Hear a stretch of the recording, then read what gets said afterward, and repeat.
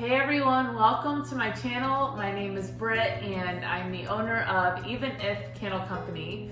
And in this video I wanted to go over the sealant that I used for my concrete vessels. And I also want to just go over the process and what that looks like for me and what works best for me.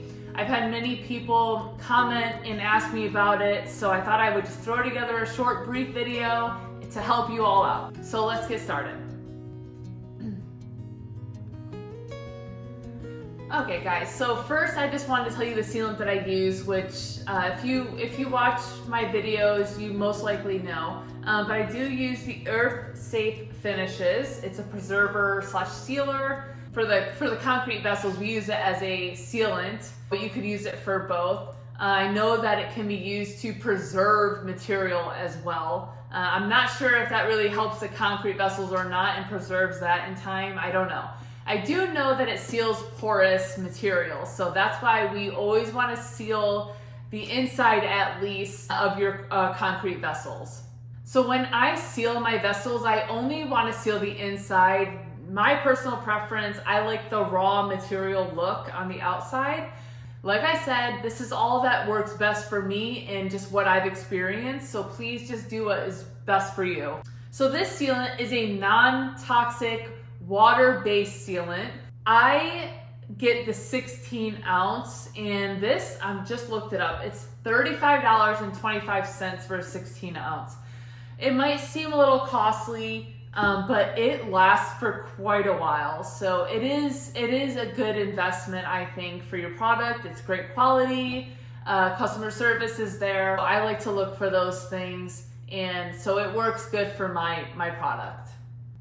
So this sealant is going to act as a barrier in your concrete vessels. When you pour the hot wax, nothing is going to leak through your vessel. It's going to be safe and sound. This sealant that I get is 16 ounces and it lasts for quite a while. I mean, I make vessels pretty consistently and this lasts me for months. I think it's great quality and I think your money is well spent on this product. Now you can get minimum 8 ounce, I think all the way up to a gallon of this. So if you want, you can just get a gallon and forget about ordering for a year. So before I start sealing my small batch of vessels, I wanted to tell you guys that I do 2 coats of sealant. So what that looks like for me is I will seal once and then I'll wait an hour or two. I've even waited a whole day. Really just depends on how quickly I need to get these out and ready to go. But I wait typically minimum like 2 hours before I reseal again. All right guys, so I have my sealant open. As you can see, it's a little watery. I'm really not used to this. I think it's really just because of the heat. So where I'm living, I live in Arizona for now, and it is 110 degrees. My car actually said 111 today. So it's a battle, but we're gonna be all right. So I'm gonna grab a little bit. Oh, and also, these are the brushes that I use. It works really well. They're flexible and you can rinse them and reuse them for quite a while.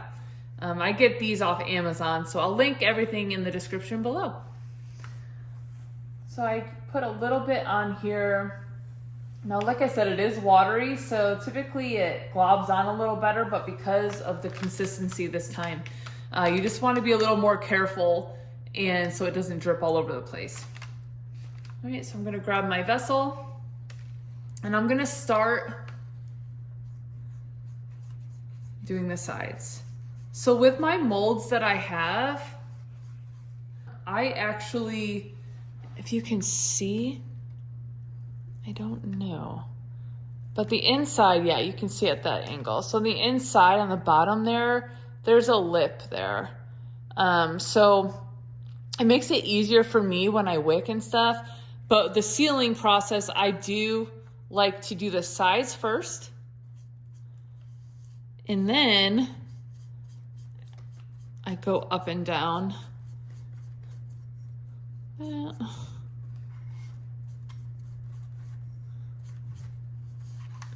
And I do a little swirl like this, like so. And then I don't want it to be fully globbed on, so that's why I do the bottom for last. So it doesn't, you know, group together so much on that lip part. It's pretty simple, but, you know, of course, you know, for some reason, I didn't even think about posting this video before. And then I would get all these comments about, you know, what's your sealing process look like? What do you use? And how long do you wait to pour your candles in them? And this and that. I'm like, oh, those are actually really good questions. So should probably put a video out there for you guys. So hopefully this helps you out in your process. Okay. As you can see, it's fully sealed, the first layer. I'm gonna grab a little more, and then I'm gonna scrape a little bit on the side there. And like I said, I go up and down the first time, and just to get it out on there. And then I kind of just make sure that there's little air bubbles or anything like that. I'm gonna make sure that I'm pressing it in there. So it's fully sealed properly and I'm not risking anything.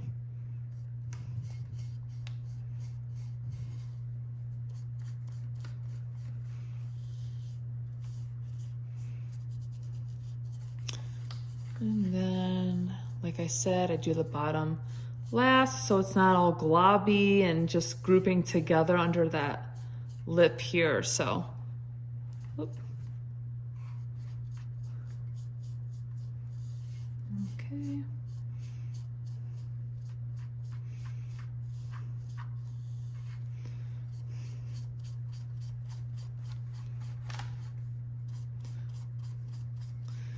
So a lot of people will ask me how many times I seal, and like I said, I seal it twice. And they're still like, oh, are you sure? Should I seal it 3 times or 4?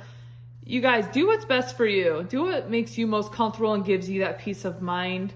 I have tested both with, I never only used one. I don't think it's wise to only use one coat. I think it's easily missed and you can, it's a little risky if you're just doing one coat. I think it's nice to have that extra shield. But three or more layers, in my opinion, just doesn't make a difference. So I've done 3, I've done even 4 at one time, just to see if it makes any difference. It really doesn't. So in my opinion, it's just a waste. If it doesn't need it, then why add it, right? So like I said, if it gives you like anxiety or any type of worry, and you want to do more layers, please, by all means, do what makes you most comfortable. So the only reason I went on the bottom first right there is because I didn't redip my sponge. So sometimes there's a little excess on there. So I can get away with sealing the bottom first.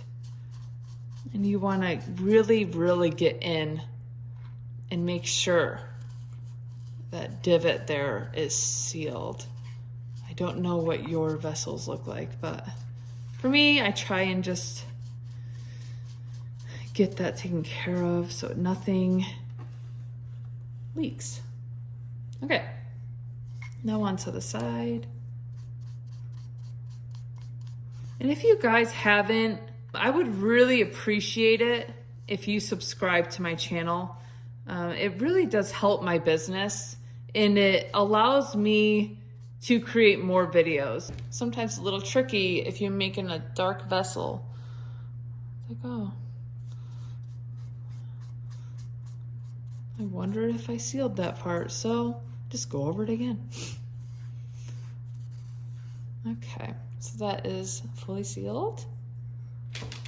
On to the next.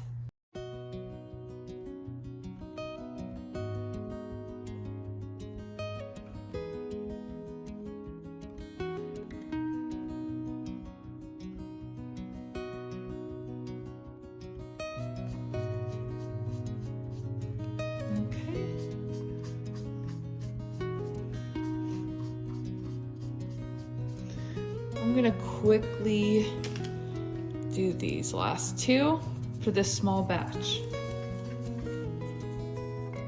So that is how I seal my vessels. If you guys have any further questions in regards to the sealant process or anything candle related, comment below and I'll try to give you an answer. As always, thank you so much for watching and supporting my channel. I'm looking forward to the next video.